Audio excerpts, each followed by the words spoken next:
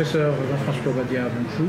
Bonjour. Je vais dans un premier temps vous demander de vous présenter pour ceux qui ne vous connaissent pas encore, en disant quels sont vos centres d'intérêt dans votre spécialité.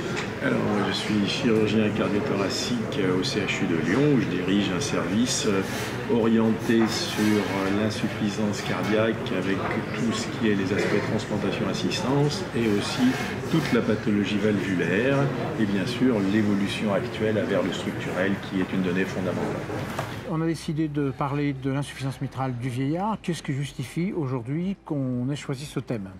Alors, chez le vieillard, il y a aujourd'hui un certain nombre de patients qui sont insuffisants rénaux, qui sont fatigués et chez qui on hésite à proposer une chirurgie traditionnelle. Et il y a aujourd'hui les performances du clip, qu'il faut bien le reconnaître, sont de plus en plus maîtrisées et surtout, on connaît maintenant une catégorie de patients chez qui la probabilité d'avoir un résultat pas forcément parfait, mais en tous les cas acceptable. Et chez le vieillard, chez qui l'ambition peut être pas forcément d'avoir un résultat strictement parfait, à ce moment-là, le clip peut être une bonne solution, en sachant que parfois, avec un clip, dans les bonnes indications, on peut avoir un résultat qui est quasiment zéro fuite derrière. Donc, quand on sélectionne bien les patients, chez les personnes âgées, il y a des portes qui s'ouvrent. Ok. Donc là, si on va peut-être focaliser sur l'insuffisance mitrale primaire. Oui, parce que je crois. Fonctionnel, c'est un peu particulier. Puis on en C'est a parlé plus par compliqué. ailleurs. On en a Oui. parlé par ailleurs. Donc, dans l'insuffisance mitrale primaire, toutes les formes qu'on connaît, est-ce qu'on a tendance à remplacer systématiquement pour tous les patients ou est-ce qu'il y a des indications privilégiées ? Alors l'indication privilégiée, c'est le prolapsus isolé de P2 et par chance, c'est aussi celui qui représente 80% des situations anatomiques. Donc ce qui veut dire que le champ d'investigation est large. Le champ d'investigation est large et actuellement, est-ce qu'on a une indication, je crois, reconnue, ce qui n'est pas le cas pour les mitrales secondaires ? Non. Et donc, est-ce que vous avez fait le switch en totalité vers cette indication ? Non. Actuellement, les indications reconnues, ce sont les contre-indications de la chirurgie. Alors, il est vrai que les contre-indications, c'est un terme qui est très relatif. Ah oui. Et quand on a une expérience croissante du clip, on a des résultats qui sont à la fois de bonne qualité, mais aussi prédictibles.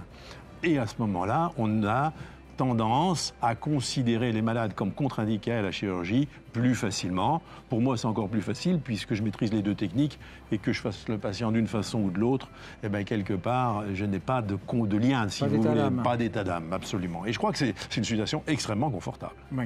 Et donc, c'est aussi très confortable pour le patient ? Ah, je crois, parce qu'il a une prise de décision qui est totalement indépendante d'un choix potentiellement catégoriel, dirons-nous. D'accord.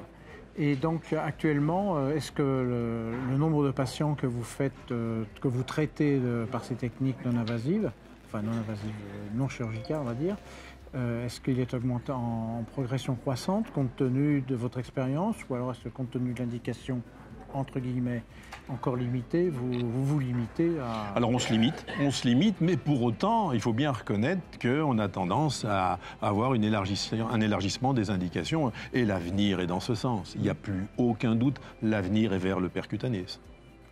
Finalement, il n'y a pas grand-chose à dire. Non, je crois que les choses sont assez claires. Si ce qu'il faut dire, c'est qu'aujourd'hui, entre les clips, les patients âgés qui ont des fois des calcifications où c'est pas possible, mais il y a aussi des techniques de remplacement et il y a plusieurs types de prothèses. Il y a la chirurgie traditionnelle par sternotomie, les chirurgies mini-invasives. Tout ça veut dire que l'équipe qui va décider de prendre en charge un patient doit avoir toute sa boîte à outils, comme il est convenu de le dire, et c'est donc à cette équipe hyper spécialisée, qui inclut des chirurgiens, des cardiologues interventionnels, des imageurs très importants, des anesthésistes bien évidemment. C'est donc cette équipe qui va choisir le meilleur device pour le meilleur patient. Et ça, je crois que c'est vraiment un message fort. L'ART Team, c'est pas uniquement pour faire joli, c'est vraiment efficace. Ça ne peut être que le mot de la fin. Absolument. Merci beaucoup. Merci à vous.